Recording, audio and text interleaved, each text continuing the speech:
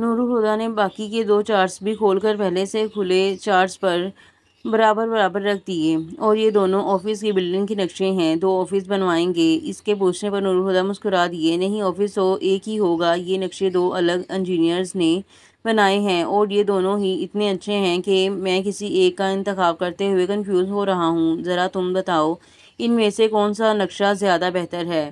ان کی بات پر ملیحہ گڑبڑا گئی۔ میں کیسے بتا سکتی ہوں؟ تم پینٹر ہو اور مجھ سے بہتر ان نقشوں کو سمجھ سکتی ہو، مگر پینٹنگ اور آرکیٹیکچر میں فرق ہوتا ہے ہادی بھائی۔ سینٹی میٹر ناپ کر کھینچی گئی لائنوں کو سمجھنا میرے لیے آسان نہیں۔ اس نے اب بھی گریز کیا تو نور الہدیٰ کچھ چڑ سے گئے۔ ایک ذرا سی رائے ہی تو دینی ہے ملیحہ، وہ تم اس قدر ہچکچا رہی ہو، اور اس نے بھی تو کہا تھا آپ کو تو رائے کا اظہار بھی مشکل ہی لگتا ہوگا۔ اچانک وجدان کا جملہ سماعتوں میں باز گشت کرنے لگا۔ ملیحہ نے دھیرے سے اقرار کر لیا، ہاں، کیونکہ کبھی کسی نے میری رائے پوچھی ہی نہیں۔ نور الہدیٰ نے پل بھر کو اسے دیکھا، پھر اس کے گال پر ہاتھ رکھ کے اس کا چہرہ اپنی طرف موڑا۔ اب میں جو پوچھ رہا ہوں۔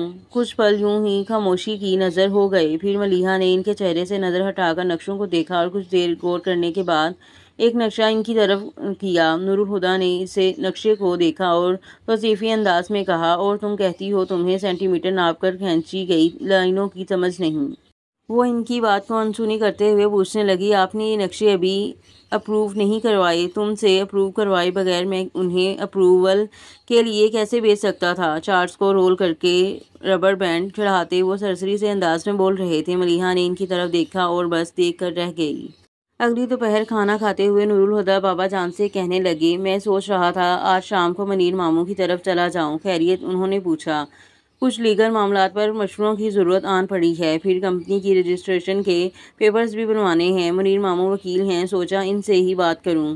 ان سے زیادہ قابل اعتماد اور کون ہو سکتا ہے؟ ٹھیک کہہ رہے ہو، بابا جان نے کہا۔ نور الہدیٰ مزید بولے، آج کل ان کے گھر میں شادی کی تیاریاں چل رہی ہیں، تو میرا خیال ہے وہ آفس تو نہیں جا رہے ہوں گے، گھر پر ہی بات ہو سکے گی۔ اور ارے ملیحہ تم بھی ساتھ چلو نا، وہ ایسے بولے جیسے بولتے ہوئے اچانک یاد آیا ہو۔ ملیحہ نوالہ چبانا بھول کر انہیں دیکھنے لگی، جو خود بھی نوالہ منہ میں رکھ کر کچھ سوچتے ہوئے انداز میں بول رہے تھے، بلکہ ایک کام کرو، ساتھ میں بیگ بھی تیار کر لینا، شادی میں 2-4 دن ہی رہ گئے ہیں، سب رشتے دار بھی آ چکے ہوں گے، تم بھی کچھ دن کے لیے رہ آؤ۔ ملیحہ کے حلق میں نوالہ اٹک گیا۔ اس نے فوراً پانی کے گلاس کی طرف ہاتھ بڑھایا، مگر نور الہدیٰ انجان بنے اپنے ہی کہے جا رہے تھے، آج میں تمہیں چھوڑ آؤں گا اور ولیمہ کے اگلے دن میں تمہیں لینے آ جاؤں گا، ٹھیک ہے؟ ملیحہ نے اب بابا جان کی طرف دیکھا، جو اس ساری بات چیت سے لا تعلق نظر آ رہے تھے۔ نور الہدیٰ کھانا کھا چکے تھے، ہاتھ صاف کر کے اٹھتے ہوئے پھر بولے، شام کو 5 بجے تک بالکل تیار رہنا۔ یہ تو وہ بھی سمجھ رہی تھی کہ یاد دہانی سے نہیں بابا جان کو کروائی جا رہی تھی، مگر بابا جان نے کوئی ایسی بات ہی نہیں کی کہ تو وہ اطمینان سے ٹیبل سے اٹھ گئے۔ اب ملیحہ کے لیے بھی کھانا کھانا مشکل ہو گیا تھا۔ پھر جیسے ہی بابا جان کھانا ختم کر کے اٹھے، وہ نور الہدیٰ کے کمرے کی طرف بھاگی۔ نور الہدیٰ لائٹ آف کر کے سونے کے لیے لیٹ گئے تھے۔ ملیحہ آندھی طوفان کی طرح کمرے میں آئی اور لائٹس آن کر کے ان کے بیڈ پر چڑھ کر بیٹھ گئی۔ نور الہدیٰ اٹھ کر بیٹھتے ہوئے بولے، کیا بات ہے؟ ابھی آپ نیچے کیا کہہ رہے تھے؟ گو کہ وہ اس کی بات کا مطلب سمجھ گئے تھے، مگر پھر بھی معصوم بن کر بولے، شام 5 بجے تک تیار رہنا۔ انہوں نے اپنے الفاظ دہرائے، مگر بابا جان نے منع کیا تھا، کب وہ اب بھی بن رہے تھے؟ وہ تو کچھ بولے ہی نہیں، خاموشی سے کھانا کھاتے رہے۔ اف، میں ابھی کی بات نہیں کر رہی، کل بابا جان نے ماموں کو منع کیا تھا، رات کو بتایا تو تھا۔ اسے الجھے دیکھ کر وہ سنجیدہ ہو گئے، کل منع کیا تھا، آج تو نہیں، تم بس جانے کی تیاری کرو۔ مگر بابا جان کو کتنا برا لگے گا، ان کے منع کرنے کے بعد آپ کو ایسی بات نہیں کرنی چاہیے تھی۔ برا کیوں لگے گا بھئی؟ وہ حیرت سے بولے، کل جب ماموں تمہیں لینے آئے تو کیا میں گھر پر تھا؟ نہیں۔ کیا بابا جان کو پتا ہے کہ تم نے مجھے ان کے آنے کے بارے میں بتایا تھا؟ نہیں۔ تو پھر انہیں برا کیوں لگے گا، جب وہ جانتے ہیں کہ میں کچھ نہیں جانتا؟ میں نے تو یوں ہی باتوں باتوں میں ایک بات کہی تھی، انہیں اگر منع کرنا ہوتا تو منع کر دیتے، سمپل۔ تو آپ نے داندلی کی ہے؟ ان کی چالاکی سمجھ کر وہ حیرت سے آنکھیں پھاڑ کر بولی، مجھے نہیں پتا تھا کہ لندن والے اتنے بے ایمان ہوتے ہیں، مگر یہ بھی تو دیکھو کہ لندن والے بے ایمانی بھی کس قدر ایمانداری سے کرتے ہیں۔ وہ ڈٹائی سے بول کر ہنسے، کیا خاک ایمانداری ہے، شرم تو نہیں آتی جھوٹ بولتے ہوئے، سیدھے دوزخ میں جائیں گے۔ اس کی ملامت کا نور الہدیٰ پر کوئی اثر ہی نہیں ہوا۔ بولے، ٹھیک ہے چلا جاؤں گا، مگر اب تم یہاں سے جاؤ، مجھے سونا ہے۔ رات بھی تم نے میری نیند برباد کی تھی۔ سے جانے کا کہہ کر وہ آرام سے لیٹ گئے، مگر ملیحہ ہلی بھی نہیں۔ اسے اب ایک نئی پریشانی شروع ہو گئی تھی۔ مگر ہادی بھائی، اگر میں چلی گئی تو گھر کا خیال کون رکھے گا اور آپ دونوں کیسے رہیں گے؟ نور الہدیٰ نے سر پر سے چادر ہٹا کر اسے دیکھا، پھر کہنی کے بل اٹھتے ہوئے کہا، گھر کا خیال رکھنے کے لیے ملازم ہیں، اور میں اور بابا جان بچے نہیں ہیں جو تمہارے بغیر رہ نہ سکیں، لیکن کھانا پکانے کے لیے بھی تو کوئی ہونا چاہیے۔ بابا جان کو نمک مرچ اپنی پسند کی ہی کھانی ہوتی ہے، اور آپ بھی رات کو دیر سے گھر آتے ہیں۔ تمہارا اسسٹنٹ بہادر ہے نا؟ بھلا وہ کس مرض کی دوا ہے؟ ملیحہ تب کر بولی، وہ کس مرض کی دوا نہیں ہے، بلکہ خود علاج مرض ہے۔ تینوں ٹائم مجھ سے اس کے سامنے کھانا رکھ کر کہنا پڑتا ہے کہ بہادر صاحب کچھ کھا لیجیے ورنہ فوت ہو جائیں گے۔ اس نے اس طرح سے کہا کہ نور الہدیٰ ہنسنے لگے اور ہنستے ہنستے بولے، گل بانو بھی تو ہے، وہ سب سنبھال لے گی، اور پھر ایک ہفتے کی ہی تو بات ہے۔ پھر ایک دم روب سے بولے، اب اٹھو یہاں سے نکل چلو۔ انہوں نے ہاتھ پکڑ کر اسے بیڈ سے اٹھا دیا، مگر وہ گھوم کر واپس بیٹھتی کہنے لگی، ہادی بھائی ایسا کرتے ہیں، آج جانے کے بجائے 2 دن بعد مہندی کے دن رہنے چلی جاؤں گی، پھر ولیمہ میں تو آپ آئیں گے ہی، تو آپ کے ساتھ ہی واپس آ جاؤں گی۔ اسے اب تک جوڑ توڑ میں الجھے دیکھ کر وہ گہرا سانس بھرتے اٹھ بیٹھے، تمہیں ایسا کیوں لگتا ہے کہ میں اور بابا جان تمہارے بغیر نہیں رہ پائیں گے؟ آخر ایک نہ ایک دن تم شادی کر کے بھی تو چلی جاؤ گی۔ ایک پل وہ ان کی بات پر شرمائی، پھر ڈیٹ بن کر بولی، میری شادی ہوگی تو آپ کون سا کنوارے بیٹھے رہیں گے؟ دیکھ لیجیے گا، میرے جانے کے بعد آپ کی بیگم آ کر مجھے ریپلیس کر دے گی۔ بہت بولنے لگی ہو، مگر مزید میں تمہاری کوئی بات نہیں سن سکتا، مجھے سونا ہے۔ لیکن ہادی بھائی، وہ پھر سے کچھ کہنے لگی تو نور الہدیٰ چادر پھینک کر بستر سے اٹھے اور اسے بازو سے پکڑ کر باہر کی طرف لے جاتے بولے، تمہارے جتنے بھی لیکن ویکن ہیں، اگر مگر ہیں، ان کا جواب میں شام میں دوں گا، اور اگر تم نے 5 بجے سے پہلے میرے کمرے میں قدم بھی رکھا تو تمہیں ایسی جگہ چھوڑ کر آؤں گا کہ کبھی چاہ کر بھی واپس نہ آ سکو گی۔ اسے کمرے سے باہر چھوڑ کر وہ واپس اندر مڑے تو ملیحہ بھی ہادی بھائی بات سنے کہتی ان کے پیچھے آئی، مگر دروازہ داڑ کرتا اس کے منہ پر بند کیا۔ ملیحہ نے مکہ بنا کر دروازے پر مارنے کے لیے اٹھایا، مگر پھر خود ہی ہاتھ گرا کر منہ بناتی کمرے میں آ گئی۔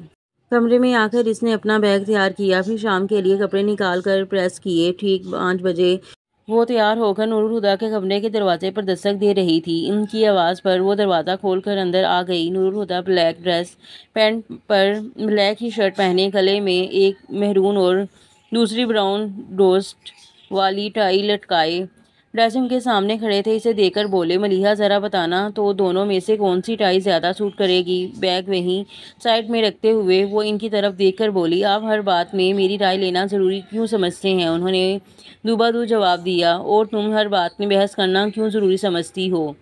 اس نے سر جھٹکا، پھر 2 قدم آگے آ کر ایک نگاہ ان کے سینے پر ڈالی اور جا کر الماری میں سے کچھ ڈھونڈنے کے بعد ان کی طرف آ گئی، پھر ان کے گلے سے دونوں ٹائیاں نکال کر ہاتھ میں پکڑی ایش گرے کلر کی ٹائی ان کے گلے میں باندھنے لگی۔ غیر ارادی طور پر ہی نور الہدیٰ کی نگاہ اس پر ٹک گئی تھی۔ وہ اس وقت سفید رنگ کی جارجٹ کی شلوار پر شفون کی قمیض پہنے، سفید شفون کا ہی دوپٹہ کندھوں پر پھیلائے کھڑی تھی۔ کانوں میں سفید موتیوں کے آویزے تھے، آنکھوں میں کاجل کی سی پتلی لکیر اور ہونٹوں پر نیچرل شیڈ کی لپسٹک لگا کر بال کمر پر کھلے چھوڑ رکھے تھے۔ کبھی کبھی ایسا ہوتا تھا کہ نور الہدیٰ اسے دیکھتے دیکھتے ایک پل کو سب کچھ فراموش کر بیٹھتے، جیسے ابھی انہیں کچھ ہوش نہیں رہا تھا۔ ٹائی کی نوٹ لگا کر کالر صحیح کرتے ہوئے ملیحہ ان کی طرف دیکھ کر یوں ہی مسکرائی تو نور الہدیٰ فوراً سنبھلے اور مڑ کر آئینے میں ٹائی ٹھیک کرنے لگے، مگر آئینے میں بھی ان کی نگاہ ملیحہ کے عکس پر تھی۔ تم سفید رنگ مت پہنا کرو۔ ان کی آواز پر ملیحہ حیرت سے مڑ کر بولی، کیوں؟ اس رنگ میں تم اتنی پیاری لگتی ہو کہ ڈر لگتا ہے کہیں تمہیں نظر نہ لگ جائے۔ ہادی بھائی، وہ ایسے بولی جیسے کہہ رہی ہو کیا بیکار کی بات کر رہے ہیں۔ 1 منٹ، اسے رکنے کا کہہ کر نور الہدیٰ نے دراز سے کیمرہ نکال کر آنکھوں پر لگا لیا۔ یہ کیا کر رہے ہیں؟ نور الہدیٰ نے کیمرہ نیچے کرتے ہوئے کہا، تصویر کھینچ رہا ہوں، مگر مفت میں نہیں کھینچوں گا، بدلے میں ایک مسکراہٹ ملنی چاہیے۔ اور ملیحہ فوراً ہی مسکرا اٹھی۔ اس کی مسکراہٹ کو ہمیشہ کے لیے قید کر لیا۔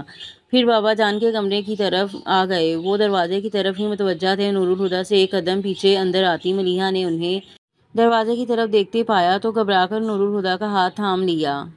نور الہدیٰ نے اس کے ہاتھ کو اپنی مضبوط گرفت میں لے لیا اور ہلکے سے جھٹکے سے اسے اپنے قریب کر لیا، اتنا کہ اس کا شانہ نور الہدیٰ کے بازو کو چھونے لگا تھا۔ یہ ساری کارروائی بڑے ہی غیر محسوس انداز میں ہوئی تھی، پھر بھی بابا جان کی عقابی نگاہوں سے چھپ نہ سکی۔ بیٹی اور بھتیجے کے اس اتحاد کو دیکھ کر ایک انوکھا خیال اچانک ہی ان کے ذہن میں آیا تھا۔ نور الہدیٰ ملیحہ کو ساتھ لیے ان سے 2 قدم کے فاصلے پر رک کر بولے، ہم دونوں بس جا ہی رہے تھے، آپ کو اللہ حافظ کہنے آئے تھے۔ وہ ابھی تک اسی خیال کے زیر اثر تھے، زیر لب مسکرا دیے۔ نور الہدیٰ ان کی معنی خیز مسکراہٹ کا مطلب تو سمجھے، پر اسے ہی غنیمت خیال کرتے ہوئے بولے اللہ حافظ کہہ کر پلٹ گئے۔ ملیحہ نے بھی جھٹ سے اللہ حافظ بابا جان کہا اور ان کے ساتھ ہو لی۔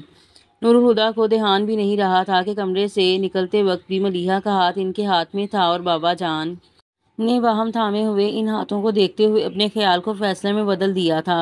کار گیٹ پر روک کر نور الہدیٰ نے ملیحہ سے کہا، جاؤ تم۔ اس نے کہا، آپ اندر نہیں آئیں گے؟ اس وقت مجھے کہیں اور جانا ہے، اندر جاؤ گا تو دیر ہو جائے گی، انہوں نے مجبوری بتا کر کہا۔ ملیحہ حیران نظروں سے ہادی کو دیکھتے ہوئے گیٹ کی طرف چل پڑی۔ 3 منزلہ اس بڑے سے مکان میں ملیحہ کے دونوں ماموں کے خاندان آباد تھے۔ بڑے افتخار حسن کی 3 بیٹیاں تھیں، عظمیٰ، سائمہ اور سمیرہ۔ بڑی دونوں شادی شدہ تھیں۔ سمیرہ ملیحہ کی مگر ہم عمر تھی اور اب اس کا نمبر تھا۔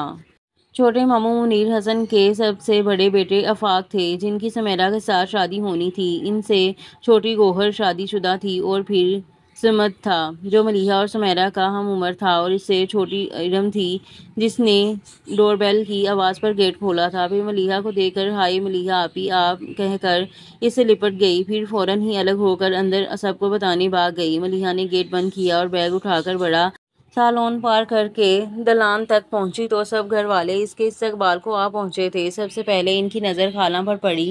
السلام علیکم خالہ، وہ سلام کرتی ان کے گلے لگ گئی۔ وعلیکم سلام بیٹی، جیتی رہو، اللہ عمر دراز کرے۔ ساتھ لپٹائے وہ ملیحہ کو دعائیں دیتی بولیں، آج صبح ہی پہنچی ہوں، سوچ ہی رہی تھی کہ جنید جاگ جائے تو اس سے کہوں گی مجھے ملیحہ سے ملا لائے۔ دیکھو ذرا کیسی قبولیت کی گھڑی تھی۔ آمنہ کیا بچی کو دروازے پر روک کر کھڑی ہو، اندر تو لے آؤ، یہ بڑی مومانی تھی۔ ملیحہ نے انہیں بھی سلام کیا۔ بیٹی اندر آ جاؤ۔ وہ سلام کا جواب دے کر اسے ساتھ لے کر اندر بڑے سے ہال میں لے آئے، جو سٹنگ روم کے طور پر استعمال ہوتا تھا۔ وہ صوفے پر بیٹھ چکی تو مومانی کو خیال آیا، ملیحہ کیا اکیلی آئی ہو؟ نہیں مومانی جان، ہادی بھائی چھوڑ گئے تھے۔ نور الہدیٰ انہوں نے تصدیق چاہی، جی تو دروازے سے کیوں جانے دیا، روک لیتی، انہیں کسی ضروری کام سے جانا تھا، کہہ رہے تھے پھر آئیں گے۔ نور الہدیٰ بھی جوان ہو گیا ہوگا، آخری بار جب میں نے دیکھا تھا تو 17-18 سال کا تھا، آمنہ خالہ نے ہوائی تبصرہ کیا۔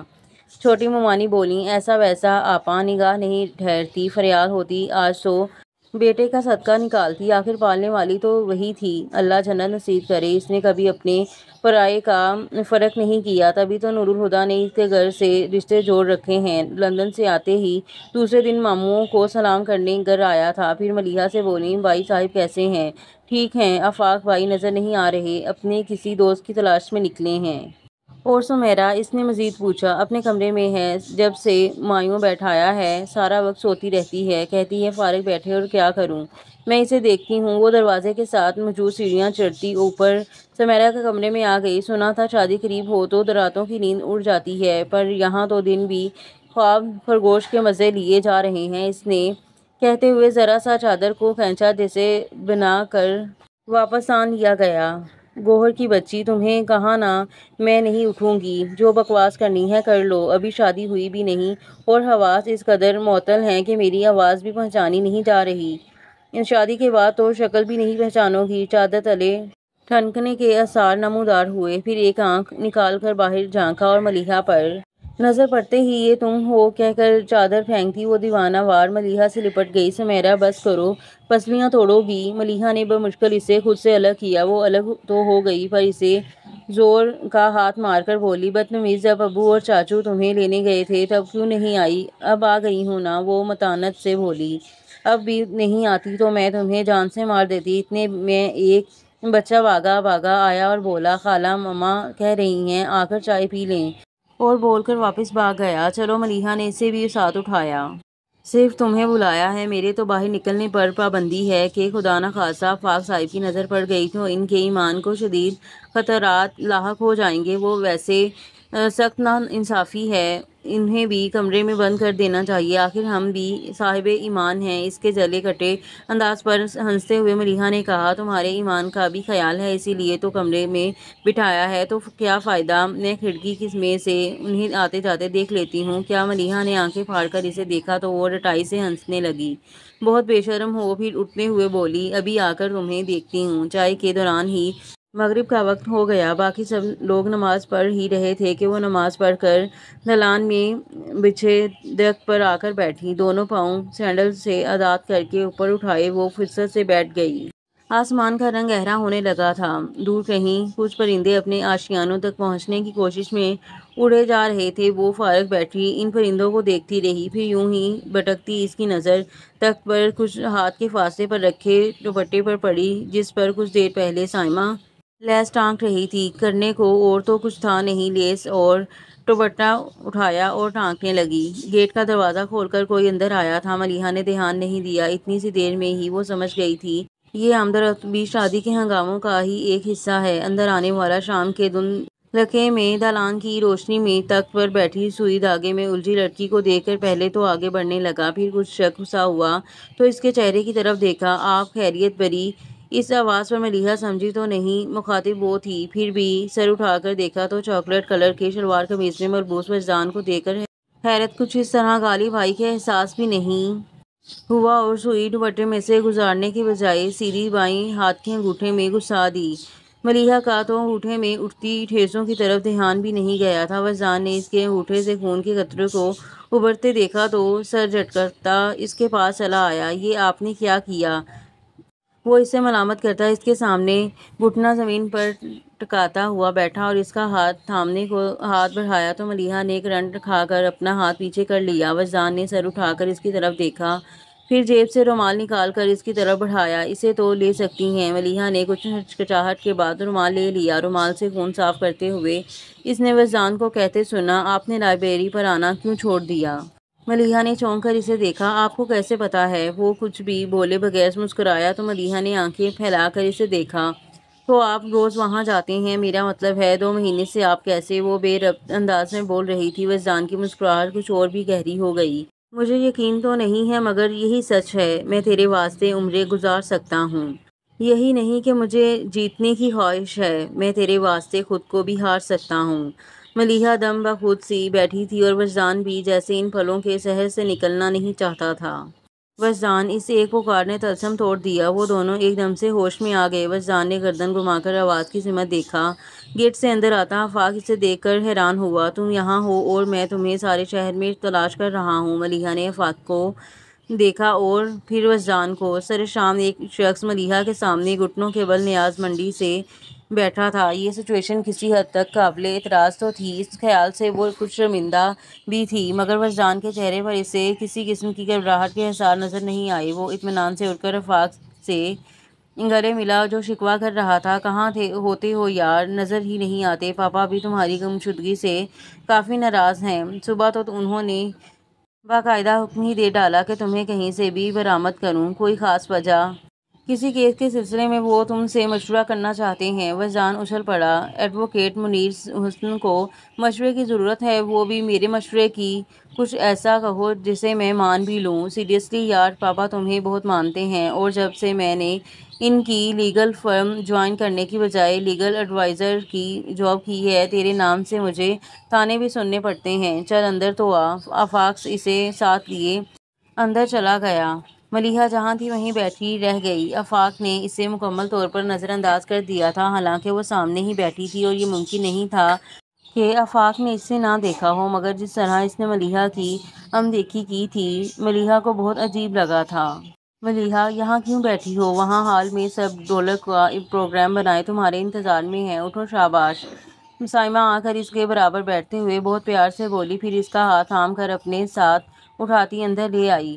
ہال کے ایک جانب بچھے قالین پر ملیحہ کی تمام کزنز اپنی ڈھولک لیے بیٹھی تھیں، ساتھ ہی سمیرا کو بھی بیٹھا رکھا تھا، جو ہاتھ بھر لمحے گھونگھٹ میں تھی اور پاس ہی صوفے پر فضان برجمان تھا، جو آفاق کے ساتھ باتیں کرتے ہوئے اپنے بازو سے لگی بیٹھی ایرم کی چھوٹی سی پونی کو بار بار کھینچ رہا تھا اور بار بار جھنجھلا جاتی۔ ملیحہ ایک اچرتی سی نگاہ اس طرف ڈال کر اپنے کزنز میں آ بیٹھی۔ یا اللہ، یہ میرے سامنے کیا ہو رہا ہے؟ میں فضان سے دور جانا چاہتی تھی اور وہ ایک بار پھر میرے سامنے آ گیا ہے۔ میں نے خود کو اس کی طرف جانے والے راستے پر بڑھنے سے روک لیا تھا، پھر آپ کیوں اسے دوبارہ میرے راستے پر لے آئے ہیں؟ یوں لگتا ہے کہ میں دائرے میں قید ہو گئی ہوں، جس بھی راستے پر قدم بڑھاؤں گی اس کے آخری سرے پر فضان کو ہی کھڑا پاؤں گی۔ ان سطروں کو رقم کر کے اس نے ڈائری بند کر کے احتیاط سے بیگ میں واپس رکھی اور لائٹ آف کر کے ڈبل بیڈ پر جا کر لیٹ گئی، جس کے ایک سرے پر سمیرا بے خبر سو رہی تھی۔ ملیحہ نے دوبارہ فضان کو اپنی طرف متوجہ نہیں پایا، حالانکہ وہ اس کے آس پاس ہی تھا۔ ان 3 دنوں میں ملیحہ کو بنا چاہے ہی اس کے بارے میں بہت کچھ پتہ چل چکا تھا۔ وہ اور آفاق کلاس فیلوز تھے۔ LLB کرنے کے بعد اس نے منیر حسن کا آفس جوائن کر لیا تھا۔ گھر میں اسے گھر کے فرد کی حیثیت حاصل تھی اور سبھی لوگ اسے کافی پسند کرتے تھے۔ بڑے ماموں افتخار حسن نے تو فضان کو بیٹا بنا رکھا تھا۔ مہندی کا انتظام چھت پر کیا گیا تھا۔ ہوا میں ہلکی سی خنکی تھی جو ولی لگ رہی تھی۔ مہندی کی رسم سے فارغ اور یہاں پر ایپیسوڈ کا اختتام ہوتا ہے اور ملتے ہیں اگلے ایپیسوڈ میں۔ تب تک کے لیے دیں مجھے اجازت۔ اللہ حافظ۔